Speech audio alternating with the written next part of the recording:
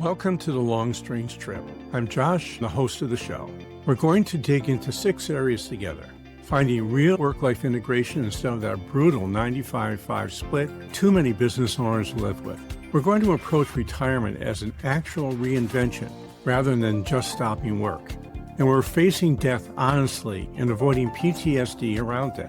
We're also building resilience when life throws us curveballs. We're sharing wisdom across generations. And finally, we're understanding the patterns that show up in all our transitions. I'm not coming at this as an expert. I'm a fellow traveler, figuring this stuff out in real time, especially now as I navigate my own dual cancer diagnosis at 73. Welcome to The Long Strange Trip. I'm glad you're here. Hey, how are you today? Welcome to the Long Strange Trip podcast. And for the second episode in a row, we're going to talk about death. What an exciting topic that is. My guest today is Jeffrey, what's your last name, Jeffrey? Deckman. Deckman. Sorry about that. That's I all have right. no memory for anything anymore. Our guest is Jeffrey Deckman. He is a death doula. Now, I'm not really quite sure what a death doula is or what they do. So I'm going to bring Jeffrey on and we can start that conversation there and we'll all become informed. So, hey, Jeffrey, how are you today? I'm doing well. How are you? I'm doing well. Thank you so much for coming on. You're welcome. Can we start off with you just kind of give us a background of what a death doula is and a bit of a history of where it came from? Yeah, death doulas, or they're also called end of life doulas, just to kind of take the edge off. Either one is completely fine. But what they are people who show up outside of hospice. And basically what we do is we're kind of considered midwives. We don't have professional medical training, but we've got a lot of training on spirituality, consciousness, end of life conditions and transitions. And our main goal is to work with those who are at the end of their lives and their caregivers to help them in a variety of ways that they need. Doulas do not show up with a particular agenda. What we do is we hold space, we create a container for people to express themselves, have their experience, and answer questions. A lot of what we do is listening and hearing where they are, what need they might have, and then look to see what we can do to gently and gracefully assist them through their process. And when do you usually get involved with a patient? Do you call your clients patients, or do you call them clients, or do you call them Patients? Yeah, kind of friends, but yeah, pretty much patients. It depends on when they or their family want to reach out. Some doula relationships last for several months and others are several weeks. And sometimes you get in right at the end and, it's several days. So it really depends upon when the person reaches out. I happen to do most of my work at a hospice facility called Alive. And I go there once a week for a couple of hours, actually Thursday evenings. I was there last night. And what I do is there's about 30 different rooms, each with an individual who is in there. And by the time they get to Alive, they typically have about maybe 2 weeks before the end. So is Alive, I'm assuming it's a hospice facility which helps families or helps people who are dying and being at home is too much for the family. Am I correct? Yeah, right. Being at home, being in the hospital, and when it's just to the point to where they can't really be in any other place outside of a place that's able to help support them through the final stages of their transition. So they need to be able to medicate them, need to be able to keep them comfortable. And the place I volunteer at is just absolutely incredible with the amount of compassion that everybody shows every one of the patients who come in there. It's a very sacred place when you enter into it. It seems that with the exception of the medical industrial complex and ICUs and nursing homes, that hospice seems to be a very humane way to go through the end of your life.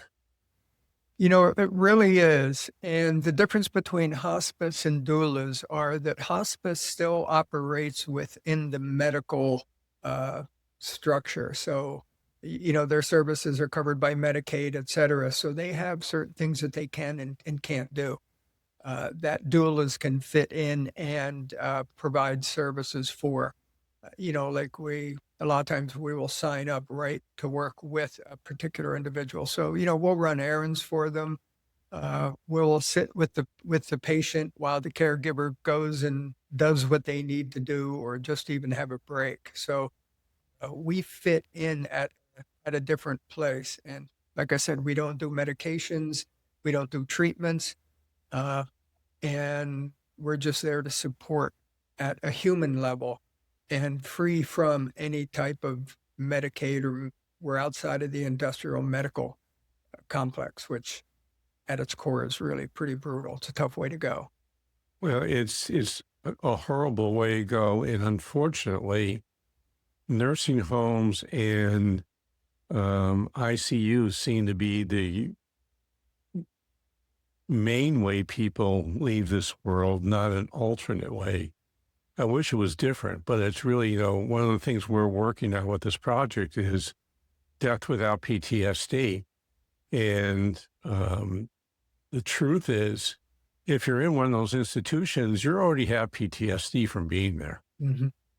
And it's really a sad thing that families don't understand that there are other alternatives. Those other alternatives are probably a more humane way for their loved ones to leave this world. Well, they have two things working against them. When I say them, I mean a peaceful transition when they're in that system. And, you're in a hospital, there's lights, there's noises, there's beeping, there are nurses that are, most likely overworked, overstressed, and just a lot of activity. And also the mentality in the medical community is to save the life. They consider death as a loss. And that's really contrary to how human beings for thousands of years have viewed death. Death is a very natural stage of life. And we, as a doula, you really learn and you teach people how to reconnect with the natural process of it, the beauty of it, the grace of it. One of the things that we say is death does not hurt. Uh, all the treatments, all the diseases, all the things you get beforehand, that's where the pain comes in. But the actual experience of death is an incredibly peaceful process. And that's what we help remind people of and help educate them about. And, on a good day, guide them through that. So what got you into this sort of work? I mean, I'm kind of curious about people who decide they're going to become doulas. Yeah. Well, I never expected to do it. I'll say that much. I've done a lot of spiritual and consciousness work for many decades, and that brought me connected into life itself, and the miraculous nature of it. But then 10 years ago, actually 10 years ago this month, I was diagnosed with stage 4 cancer. So, What type?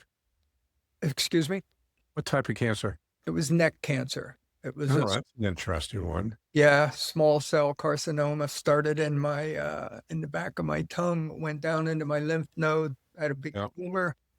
And so I spent pretty much that year going through the treatments and the recovery of that. But, when stage 4 cancer showed up for me, that's when I had to have my conversation with death, as I call it. I say death kind of pulled up a chair, flipped it around, sat down and said, okay, we're going to have a discussion whether you want to or not. So it really caused me to look at so many things differently. And then the experience I had of going through the treatments taught me so much more about compassion and, what chronic pain was and all that type of stuff. So That really shifted me. And then in 2020, I was with my father when he passed, and that was a very, very powerful experience. Spent a couple days with him. We were really close. He was down in Maryland, and uh, so I had that experience. And then a year ago this month, my younger brother, died from an ALS like No, disease. I'm sorry about that. Yeah, it was sad. He was such a beautiful man. And then about in March, my wife just came to me one day and she said, "Have you ever thought of being a doula?" And I said, "Well, no, because I don't know what one is." And I said, "What is it?" And she explained it to me. And I said, "No, I don't, I don't want to do that. It's like at all. Uh, Too scary. Like felt too intimate, to be around people that you don't know who are going through that. But anyway, I try to stay open to things that scare me. I went to a presentation this woman was giving about doulas, and she's been doing it for probably 30 years. She's just a magical woman. And as I was sitting there going through it, I realized that I cried twice in that session. And it wasn't because any particular story she told. It was just like I was just feeling like I need to find the strength to do this and serve people in that way. And that began my journey. She has a certification program that I'm in the last couple of weeks of. Uh, so I've been doing that and learning about the death and the dying process and the cultural uh, thinking around that, and just really how to break through it and free people from that medical death at the end. That's really just so invasive and disruptive. Yeah, that's one of the things, I'm trying with this project to stay neutral on almost everything. The one thing I am not staying neutral on, and I encourage everyone who's listening is to also not stay neutral on, is the medical industrial complex death. And I call it the medical industrial complex for a very specific reason, because it's not a whole lot different than the military industrial complex. Mhm. I mean, the purpose of these gigantic hospitals is to stay open. They need to do that. And unfortunately, the last 6 months of life provides them with a tremendous amount of revenue and literally no benefit to the patient. Right. Part of my training is to read a lot about this from people in the doula community. And, there are some people that really have an axe to grind about the uh, industrial medical complex. And, for good reason. And like you, I try to stay in the center. I want to be aware. I want to acknowledge those things that I don't like, and I want to support those things that I do like. It is absolutely brutal, and it is so much of it is profit driven. I mean, when someone's at the final stages of a form of cancer, to give them an operation or to give them another treatment instead of just backing up and allowing the process to take place, but without demonizing many of the good, women and men who are doctors and nurses, they're just trained that we need to save, and death is a failure. Well, their paradigm that they live with is that a day extended in life is more important than a day extended in quality. Yeah, it's just not true. I mean, I saw my father suffer and my brother suffer greatly. You know, And, there was, I think in New York State, there's some type of move to allow for assisted suicide. yeah, that's medical aid and dying, which I'd like to talk about a little bit later on if we have time. But yes, they just signed the medical aid and dying law in New York State.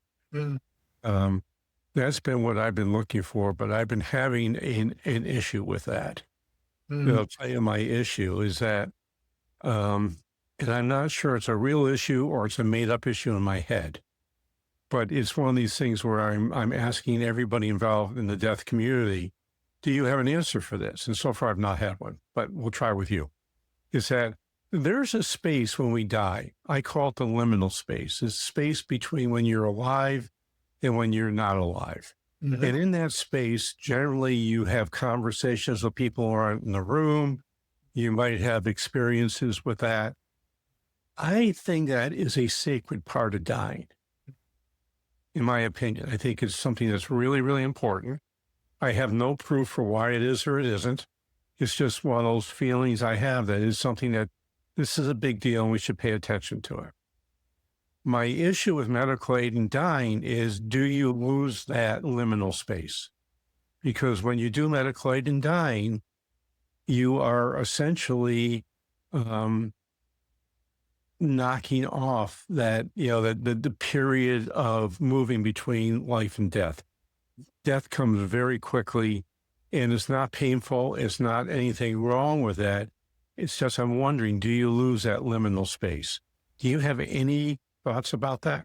Yes. Uh, to me, the only difference is how much time you spend packing before you move, right? Yeah.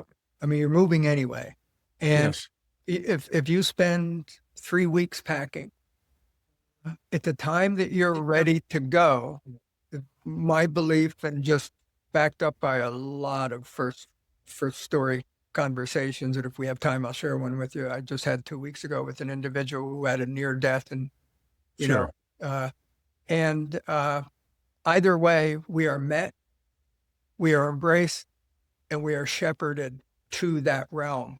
So it's just like if you were killed immediately in a car accident, you don't just like wander around, your guides, your angels, your ancestors, whatever it is you want to call them, and whoever shows up, they will be there to bring you. But it's just the time is different. So either way, we're going to be embraced, and that experience is going to be unbelievably loving beyond anything we've ever experienced or can experience here. And we will be taken care of, but it's just a matter of how much packing and moving time we have. So you recently had an experience with someone that had a near death experience? Yeah, it was 3 weeks ago, and I was doing my rounds at Alive, and I went into this one room, and there was a gentleman in there. He was only 72. I'm 69, so that's, it's close for me. Right. Yeah, I'm Uh, 73, so yeah, and he was clearly weeks. I figured weeks away, which is kind of long. A lot of times I go into people and they're already, under. yeah. So, but we had a good conversation, and he had a little bit of edge to him. He was spicy. We talked about the rascal he was when he was much younger and how he was glad that he grew out of that. And the more we talked, the more he opened. And that's what happens as a doula. You show up, and just like, hey, I'm a volunteer. I'm here to help. Anything I can do. And sometimes it's a 2-minute conversation. Sometimes it's one that the more you talk, the more you connect, the more they open. And he said that 3 weeks prior, he had a heart attack, near death experience. And as he was in the hospital bed, as they were working on him, he had it when he was in the hospital. He said, the only way I can explain it is that these pastel people showed up. And he said, they were the kindest, softest, most beautiful beings I'd ever encountered. And all I felt was love and acceptance.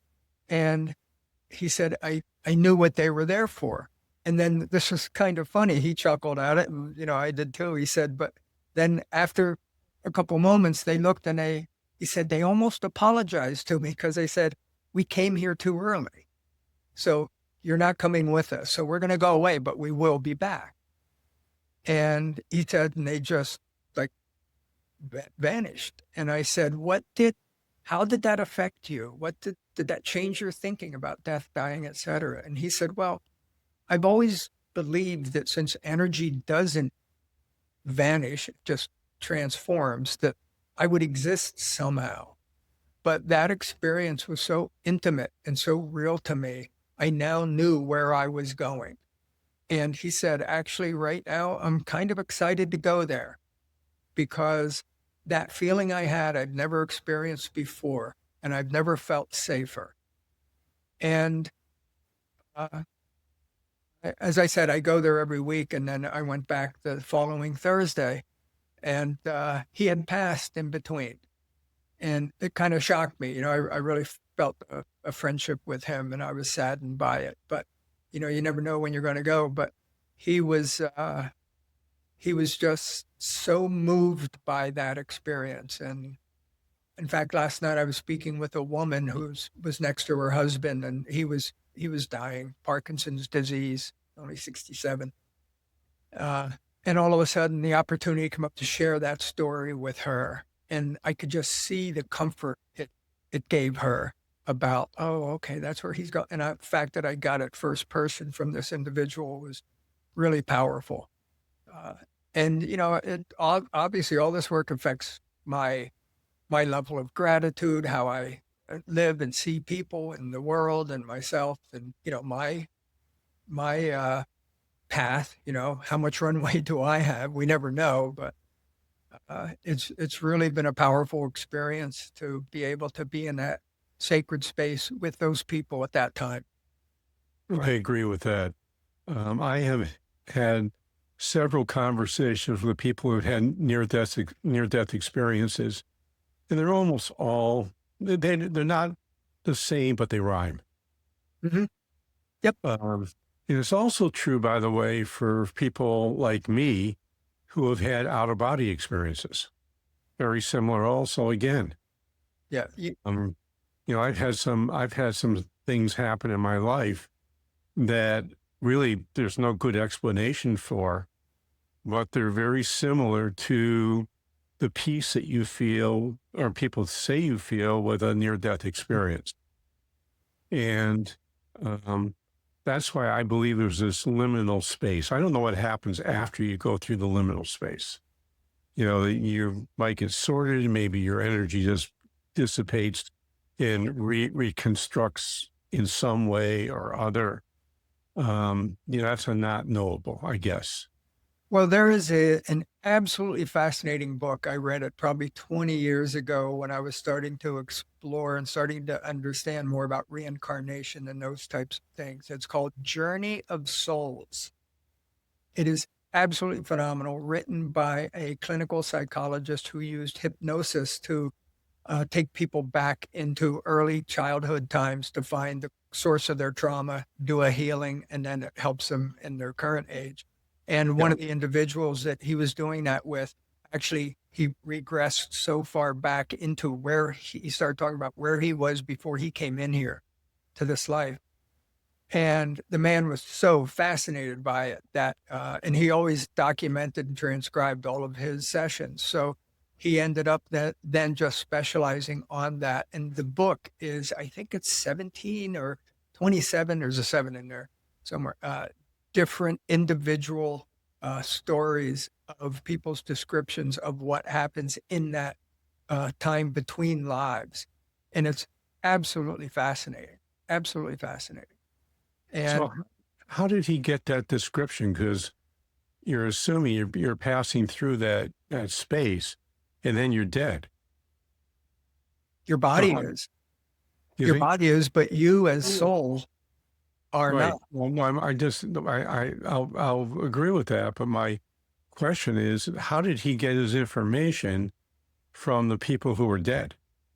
Oh, no. What happened was he would have a patient who was working on a trauma, and Okay. he would do deep hypnosis that took. He was doing regression therapy. He was doing regression therapy, and Yes. that one person crossed over into, this pre-life space and was able to describe in real detail. And then he had other patients that were able to describe, and there was a decent amount of similarity and a lot of things that rhymed with it. And, I've studied a lot of the Eastern religions and philosophies and, what have you, and a lot of post-life experiences that people have had. And there's just so many first-person stories that talk about how the soul, when it leaves, where it goes, and what it's like when you die, and the process you go through, and the way you view your spirituality, your religion, yourself, and what you think will happen to you when you pass. is factored into, they say it's factored into the experience you have when you first cross over and die. So if you're a Hindu and you have a certain expectation, you show up like that. If you're Christian, you show up like that, whatever. And then eventually, What if you're a nothing? what's that? What if you're a nothing? If you're a nothing, then from that point, they don't have any reprogramming to do. Because there is a reality that is beyond any individual religion, because religion is just man's attempt to use its mind to define something that the mind does not experience or understand. So do doulas get involved in guided journeys at all? Because that's become, in my opinion, a really important therapeutic tool. What do you mean by guided journey? During guided journeys, you're working with a therapist who uses some sort of hallucinogenic agent, psilocybin, ayahuasca. Oh, right. Um, Not as a doula. I'm sure people who do that are also doulas, and doulas do that. But the role of the doula is not to do that. But it doesn't. If you're a doula, it doesn't preclude you from doing that. I have a person I worked with when I did it. Her next stage in life is to be a doula. Right now, she's an IFS therapist, internal family systems therapist, which is kind of an interesting thing all by itself. Yeah, well, what would happen would be she would probably really pick up on the doula process and the energy that is part of that. Yeah, I think she already has that, Really and quickly. she's in the process of making the transition in her professional life. Yeah. I mean, there's some doulas like you. I'm assuming you work as a volunteer. Yeah, eventually, when I start doing personal home visits, then that's something I would charge for. Okay. And how much does a doula generally charge? Depending, it's a range, it's like how much does a consultant charge, right? But a Right, doula well, it charges goes in between range, right. maybe $75, $150 an hour. Okay. Not a terrible amount of money, but for many, it's unaffordable, unfortunately. Mm. Yeah. Yeah. All these things are always affordability. And there's a lot of doulas who, you might start out with someone who can't afford to pay you, but you decide to take it on anyway, because it's not, this is not a profit. Like, I couldn't imagine doing enough doula work to make a living, but those who do training classes and seminars and sessions, and that type of stuff, in addition to their at-home work. So we just have a couple of minutes left, Jeffrey. What is the training that you go through to become a doula? Well, the woman I work with, her name is Jade Appgate, and she lives here in right around Nashville. So she has a very powerful online course that's very, very extensive. It doesn't make your brain hurt. And there's 6 different sessions. You can go as many as 9, but to get certified, it's 6 sessions. Yeah. And each session has a series of modules to it, and each module has you test out on it. And then she also, I mentor with her, or I apprentice under her a couple times a month. And it's really quite, it's a very impressive program, and she is very impressive herself. Oh, cool. Well, Jeffrey, unfortunately, we're out of time. And it kind of goes by fast every time I do one of these things, or it feels that way to me. So how would folks find you, and are you willing to have conversations with people who are interested in exploring what a doula is, and maybe want to use the services of a doula? Sure. First of all, let me give you the website for Jade's work. It's farewelleducation.com. Barewell, as in B-A-R-E? Farewell, as in goodbye. Farewell as in goodbye. Okay. Her name is Jade Appgate, and she's the best of the best. If someone Okay. would want to get in touch with me, you can email me at Jeffrey, Jeffrey, at Jeffrey Deckman, DECKMAN.com.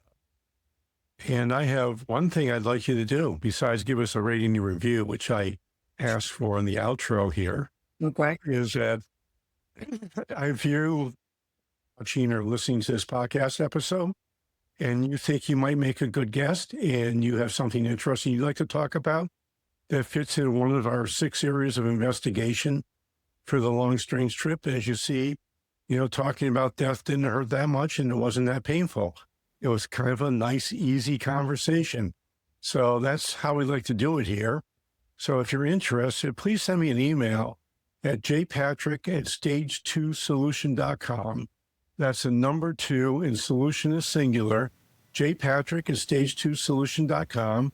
I'll send you a link. We'll set up a time to talk and see if being a guest on the Long Strange Trip podcast is right for you. So this is Josh Patrick. We're with Jeffrey Deckman. You're at the Long Strange Trip podcast, which I've already said 3 times. I hope to see you back here really soon. Thanks a lot for coming by. Thanks for spending this time with me today. I really appreciate you being part of this journey.